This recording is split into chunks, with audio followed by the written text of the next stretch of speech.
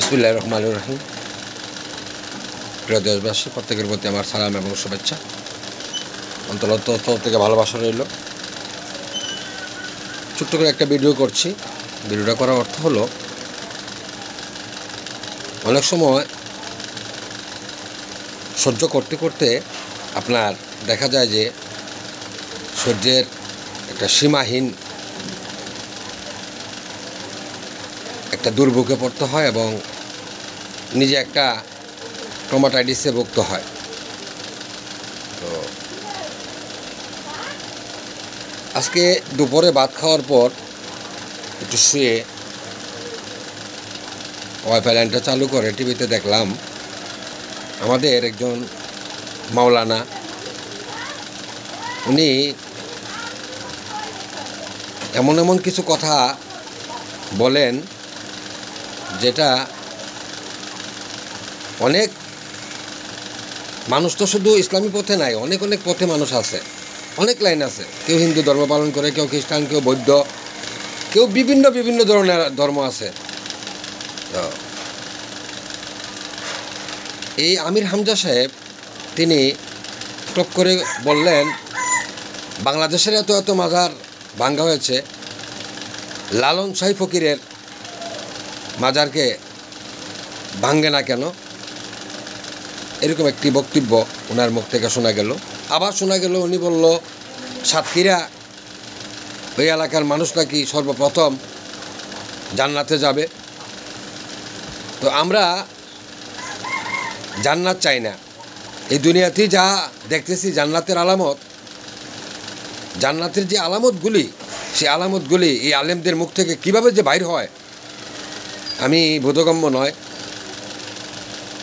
কেউ বলতে আছে যে আমাকে ভোট দিলে স্বয়ং রাসূল পাক সাল্লাল্লাহু আলাইহি ওয়াসাল্লামকে ভোট দেওয়া হবে। কেউ বলতেছে আপনারা যদি তরতাজা পীর সাহেব দেখতে চান তাহলে এই এমক জায়গায় যান, এমক মাওলানার সাথে যোগাযোগ করেন। আচ্ছা রে বাবা, আমি আপনাদের কাছে একটা প্রশ্ন রেখে যেতে চাই বাংলাদেশের মানুষের কাছে। আপনারা যারা আমাদের মতো বয়সম্য আছেন বা বয়োজ্যেষ্ঠ আছেন, আপনারা একটু মন খুলে কথাটা শুনবেন এবং বলবেন। আমরা দেখেছি মানুষ যখন মারা যেত তখন ইমাম সাহেব জিজ্ঞাসা করতেন যে উনি কত ওয়াক্ত নামাজ কাজা করেছেন, তার কাফেরা দিতে হবে। এখন কিন্তু বর্তমানে জানাজাতে এই কথাটা আলেমরা জিজ্ঞাসা করে না। আমরা তো অনেক জানাজা দেখি, এই কথাটা জিজ্ঞাসা করে না, কত ওয়াক্ত নামাজ উনি কায়জা করেছেন, সেটার কাফেরা না দিলে আমরা ওনার জানাজা পড়াইতে পারবো না। অনেক আলেম দেখতাম যদি বলে তুমি নামাজ পড়ো কিনা, দাওয়াত দিতে গেলে নামাজ পড়ো কিনা, নামাজ যদি পড়ে, নামাজ পড়লে ওই ঘরে ওই আলেম কি করছে, ভাত খাইছে। ওই কোরআন পাকে বলে বেনামাজির ঘরে যদি ভাত খাওয়া হয় তাহলে একটা জানোয়ারের মাংসের মতো খাওয়া হয়, আর একজন ছুতকুরের ঘরে যদি আপনার ভাত খাওয়া হয় তাহলে পায়খানার পসিনার মতো নাকি বলে খাওয়া হয়। আমি বাংলাদেশের মানুষদের কাছে প্রশ্ন এটাই করলাম, আজকে যে আলেমদের প্রতি আমরা অগাধ বিশ্বাস এবং ভালোবাসা থাকে, তাদের মুখ থেকে যখন ক্ষমতার লোভে এই ধরনের কথা বাইর হতে পারে, আপনারাই বিবেচনা করবেন। দেশের আপামর জনতার কাছে আমি এটা একটা বিচার রাখলাম। অতি দুঃখ পাই, বিদেশে বসে বসে অনেকেই এই বাংলাদেশটাকে নিয়ে অনেক ধরনের কটূক্তি মন্তব্য করতেছে। আজকে আরেকটা ভিডিওর মধ্যে শুনলাম একজন লোক সেনাবাহিনীদেরকে নিয়ে, আমার মুখ দিয়ে আসে না কথাটা, তারপরে আমি আপনাদের প্রস্তাব করছি, আপনারা টিভিতে দেখবেন, ভিডিওতে দেখবেন। ওই লোকটা এই সেনাবাহিনীর জায়গায় কয় এটা সোনাবাহিনী। আমি বাংলাদেশের প্রশাসনকে বলবো, বাংলাদেশের আইনশৃঙ্খলা বাহিনীদেরকে বলবো, এই যে লোকটা বাইরের কান্ট্রিতে বসে আমাদের বাংলাদেশের গৌরব সেনাবাহিনী, সেই সেনাবাহিনীকে এরকম একটা নিকৃষ্ট ভাষায় ল্যাঙ্গুয়েজে ব্যবহার করতে পারলে এই দেশটা কতটুকু শান্তি আছে সেটা আপনারা একটু বুঝিয়ে দেবেন আমাদেরকে। এখন তো কথা বললেই অনেকের আওয়ামী লীগের ট্যাগ লাগায়, সে দোসর, এই সেই। আপনাদেরকে একটা কথা বলি, বাংলাদেশটা কারো বাবার নয়। বাংলাদেশটা 18 কোটি জনতার দেশ। এই জনতার দেশে যারা পাকিস্তানি আলামত চালাচ্ছেন, পাকিস্তানি কায়দার আলামত চালাচ্ছেন আপনারা, এবং এই 12 আউলিয়ার দেশ, 360 আউলিয়ার দেশ, এই আউলিয়াদেরকে নিয়ে আপনারা যেই ধরনের কটূক্তি মন্তব্য করছেন, আল্লাহ পাক আপনাদেরকে একটা কথা বলে যাচ্ছি, এই কথাটা মনে রাখবেন, আপনাদেরকে আল্লাহ ছেড়ে দেয়, ছাড় দেয় না। কিন্তু আপনারা বেশ ভালো কথা, নির্বাচন করবেন, নির্বাচন করেন, প্রত্যেকেরই কোনো অধিকার আছে, বাংলাদেশের সংবিধানে লেখা আছে প্রত্যেকেই নির্বাচন করতে পারে। আমরাও তো নির্বাচন করেছি। আমাদের সাথে চট্টগ্রাম সিটি কর্পোরেশন নির্বাচনে 2021-এ আমাদের সাথে তো বিএনপির শাহাদাত ভাই নির্বাচন করেছেন, এবং আওয়ামী লীগ করেছেন, জাতীয় পার্টির লোক করেছেন, বিভিন্ন দলের লোক করেছেন নির্বাচন আমাদের সাথে। আমরা নির্বাচন করেছি। আমরা তো কখনো কারোরে এরকম বিদ্বেষমূলক কথাবার্তা বলতে চাই না। প্রিয় দেশবাসী, আমি আপনাদের উদ্দেশ্যে বলবো, বাংলাদেশের প্রশাসনকে বলবো, বিদেশে বসে বসে যারা যেই হোক, যেই দলেরই হোক, আমি সেই দলটাকে মিন করে বলবো না, আপনারাই বুঝে নেবেন, যারাই হোক, কেন বাংলাদেশের সেনাবাহিনীদেরকে নিয়ে কটূক্তি করবে? কেন আমার রাসূলুল্লাহকে নিয়ে কটূক্তি করবে? কেন এই দেশের অলিয়া উলিয়াদেরকে নিয়ে কটূক্তি করবে?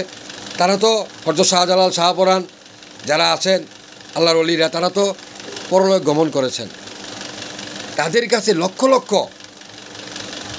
নর নারীরা যে আল্লাহর কাছে প্রার্থনা করে, হে মাওলা, অলিদের খাতিরে আমাদের জীবনের গুনাহ খাতাগুলি মাফ করে দাও। আমরাও তো প্রায় সময় বাবা মরুক আর দাদা মরুক আর যেই মরুক, আমরা অনেক সময় একজন আলেম এনে আমরা বলি যে আপনার আল্লাহর প্রতি একটু দুরূদ কালাম পড়ে, আল্লাহর কোরআনটা পাঠ করে আপনি আমার বাবার জন্য একটু দোয়া করেন। আমি অত্যাধিক মর্মাহত বাবা এই মাওলানা সাহেবের কথাগুলি শুনে। উনি নির্বাচন করবেন, উনি যে কথা বলেন, উনি সংসদে গিয়ে এই ধরনের কথা যদি বলে, বিশ্ববাসী এমনি তো শুনতেছে, আরও জানি বাংলাদেশটা কোন দিকে যায়। এই আমির হামজার জন্য আমি আমির হামজাকে বলবো, আপনার একটা গুণ আছে, সম্মান আছে, আপনি একজন আলেম, একজন মুফতি সাহেব। আপনি কথাবার্তা বলার আগে একটু চিন্তা ভাবনা করে কথা বলার আপনার প্রয়োজন। আপনি একজন মুফতি, কোরআনটা আপনাদের ভিতরে, আল্লাহর 30 পারা কোরআন আপনাদের ভিতরে। আপনাদের মুখ থেকে, আমার রাসূলের মুখ থেকে একটা শব্দ দেখেন তো দেখি হিংসাত্মমূলক একটা কথা আছে, বা আল্লাহর কোনো বাণীতে লেখা আছে যে আল্লাহ বলছে এখানে গজব দিয়ে তুমি ধ্বংস করে দাও? তো সর্বপ্রথম আমি মনে করি 72টা কাতার হবে, 73টা ফেকরা হবে। আপনাদের মতো আলেমদের আল্লাহ পাক অবশ্যই অবশ্যই অবশ্যই বিচার করাবে কাল হাসরের ময়দানে। আপনাদের জন্য যারা পথভ্রষ্ট হচ্ছে, আপনাদের জন্য যারা ইসলামকে বিভিন্ন ধরনের ডিভাইডেড করার চেষ্টা করতেছেন, কোরআনকে যারা, আপনারাই বলেন কোরআনের মধ্যে বলে 52টা ভুল পাইছেন, এরকম কথা আমরা শুনি। নাউজুবিল্লাহ, নাউজুবিল্লাহ। আমি আপনাদের উদ্দেশ্যে বলছি, আমার ভিডিওটা আপনারা শেয়ার করবেন, কমেন্ট দিবেন, দিয়ে সারা বিশ্ববাসীকে এই আমির হামজার বিবৃতিগুলি দেখার জন্য, দেখে তারা কি বলে। আমার সাথে তো নাই, তারপরও আমি ওই সেনাবাহিনীর যে একটা অফিসার নাকি বলে, সে রিটায়ার্ড অফিসার নাকি, আসলে কি সেনাবাহিনী নাকি পিনাকি ভট্টাচার্যের মতো আরও একজন আছে মোটা করে কালো, লোকটার নাম তো আমি জানি না, সে ডাইরেক্টলি আমাদের বাংলাদেশের সেনাবাহিনীকে বলে যে এই আমরা বললাম না মাথায় টুপি আছে, এই ভাষাটাই আনতে আমার মুখ দিয়ে খারাপ লাগে। কিভাবে সে বলতে পারে সেনাবাহিনী, সনুবাহিনী, সোনাবাহিনী, এরকম কথাগুলি কিভাবে সে বলে? আরে তুই যে কোনো একটা দলকে ভালোবাসস, বা তোর নিজের একটা দল আছে, বা তুই একটা বাংলাদেশের নাগরিক, তোরে যে কোনো মানুষের মনে করতে তোরে আঘাত করছে, অপমান করছে, তুই তার প্রতিশোধ নে। এখন তো নিচ্ছে এরকম প্রতিশোধ বাংলাদেশে। আওয়ামী লীগ যেরকম করে গিয়েছে, তারপরে বিএনপি করবে, বিএনপি যেরকম করবে, জামাত করবে। এই তো দেশের নীতি, আমরা বুঝতে পারছি। আমরা একটা জিনিস জানিয়ে দিতে চাই, আমরা কিন্তু জোর মিলে মরিতে হবে, ইয়া চির সত্য। আমরা মরণ লাগবে, মরতে হবে, অমর গোটা খাইয়ে আসে না কিন্তু বাবা।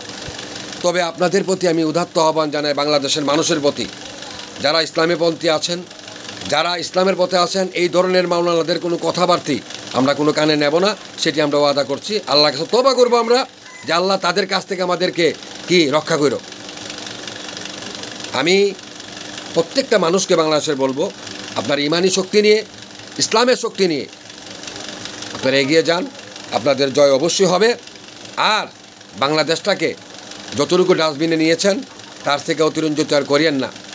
বর্তমানে কিন্তু বাংলাদেশের ছাত্র জনতা, আপামর জনতা এই 24-এ আন্দোলন করায় অনেকেরই আমরা বিবৃতিতে দেখতেছি, আমরা ভুল করেছিলাম, আমরা এই কী করেছিলাম সেই করেছিলাম, আবার নেত্রীকে ফিরিয়ে আনো, অনেক কথা কিন্তু আমরা শুনছি। প্রত্যেকটা কথা বলার মতো ভিডিও লম্বা এত বড় করা যাবে না বা করতে পারতেছি না। তবে যাক, আমি আপনাদেরকে, বাংলাদেশের মানুষকে শুভবুদ্ধি উদয় হোক, এবং সেনাবাহিনীকে বলবো যে এই লোকটা আপনাদেরকে নিয়ে এই ধরনের বিশৃঙ্খলতা কথাবার্তা বলতে পারে তাদেরকে অবশ্যই বিচারে আওতায় আনবেন। এবং আমি আলেম সমাজদেরকে বলবো, যাদেরকে আমরা সর্বদা সর্বক্ষণ আমরা মাথার তাজ মনে করি, আলেম সমাজকে আল্লাহ পাক বলে গিয়েছেন, আল্লাহ রাসূলও বলে গিয়েছেন, আলেমদেরকে সম্মান দিন। আলেমরা যদি আপনাদের প্রতি ভালো থাকে, ভালো আচরণ করেন, কাল কিয়ামতের ময়দানে আল্লাহ পাক আপনাদেরকে এই আলেমের উসিলা করে হলে আপনাদেরকে জান্নাতবাসী করতে পারে। তবে আমরা এইরকম ধরনের আলেমের সাথে জান্নাতে যেতে চাই না যে আল্লাহ রাসূলকে কটূক্তি করে, ওলি আল্লাহদেরকে কটূক্তি করে, এবং বাংলাদেশের মাজারগুলি ভেঙে দেওয়ার জন্য সিদ্ধান্ত নিয়ে যারা এই ধরনের মন মানসিকতা নিয়ে আজকে রাস্তায় নেমেছেন এবং আন্দোলন সংগ্রামে আছেন, আমি প্রত্যেককে বলবো, ভাই এই পথ ভালো নয়, ভালো নয়। ইসলাম শান্তির ধর্ম, শান্তিরেখা বজায় রাখুন, সুন্দর রাখুন। দেশের মানুষ কিন্তু শুধু এই মসজিদে যদি যাইতো, আমি অনেক সময় বলি, যদি একটা এলাকার মানুষ একটা মসজিদে যায়, ওই এলাকায় 10টা মসজিদ দিয়া মসজিদ ভরা যাবে না, মসজিদ খালি হবে না। তবে মানুষ তো মসজিদমুখী হচ্ছে না। কেন হচ্ছে না? এই ধরনের কিছু আলেমদের কটূক্তির কারণে। আমি আপনাকে বলবো, যদি আমার ভিডিওটা আলেম সাহেব আপনার কাছে পৌঁছে, আপনি তওবা করুন। আপনি এগুলি বলিয়েন না, মাজার ভাঙ্গা ফেলাইবেন, আপনার এলাকার মধ্যে এই সেই, আপনারা দিলে আপনার এলাকা সর্বপ্রথম জান্নাতে যাইব। বাংলাদেশের 64 জেলা কি জাহান্নামে যাবে? আপনারা কি বলেন এগুলি কথাবার্তা? এগুলি কোন ধরনের কথা বলেন? কোন হাদিস থেকে বলেন? কোন দলিল থেকে বলেন? আমাকে একটা প্রমাণ দিতে পারলে আমি আপনার কাছে আসবো। আমাকে ডাকবেন, আমি আপনার কাছে আসবো। আমি কোনো আলেম নয়, কিন্তু আমি আসবো আপনার কাছে। আপনি দলিল থেকে আমাকে একটু দেখাই দিবেন যে আমি এই দলিলে পাইছি, কথা বুঝছেননি, এই এলাকাটা জান্নাতে যাবো গা। জান্নাত কি এত সহজ? জান্নাত কি এত সহজ? এগুলি কথাবার্তা বাদ দেন। আপনারা যেভাবে ভাষায় বলেন, ওয়াজে বসলেই একটা গিফত, আর গিফত করতো সর্বপ্রথম জাহান্নামে যাইব। মাহফিলে বসেই আপনারা গিফত শুরু করে দেন। সাবধান হয়ে যান, আপনারা ভালো হয়ে যান, ভালো হয়ে যান। আগামী দিন থেকে মানুষ আপনাদের ওয়াজ নসিহত কিচ্ছু শুনবে না, এটা মনে রাখবেন। আর সংসদে যেতে পারেন কি না, আপনি আমির হামজা সাহেব চিন্তা ভাবনা করেন। সংসদটা এত ভাবের দিন না, সোজা না সংসদ, কথা বুঝছেন? আপনি সংসদ যাইতে পারেন কিনা চিন্তা করেন। আপনার এলাকার মানুষই আপনাদেরকে কী বলে, আপনি কয়টা ভোট পান, সেটা আল্লাহ যদি বাঁচায় রাখে আমরা দেখব। ধন্যবাদ জানাচ্ছি বাংলাদেশের আপামর জনতাকে এবং প্রত্যেকটা আইনশৃঙ্খলা বাহিনীকে শ্রদ্ধা সম্মান জানিয়ে, বর্তমান সরকার যিনি আছেন ইউনূস সরকার, প্রত্যেকের প্রতি আমার শ্রদ্ধা সম্মান রাখছি, বাংলাদেশের দলগুলির প্রতি শ্রদ্ধা সম্মান রাখছি। আপনারা সংযত হয়ে সুন্দরভাবে দেশটা সুন্দরভাবে পরিচালনা করবেন, সেই আশা ব্যর্থ রাখছি। ধন্যবাদ সকলকে। আসসালামু আলাইকুম ওয়া রাহমাতুল্লাহি ওয়া বারাকাতুহু।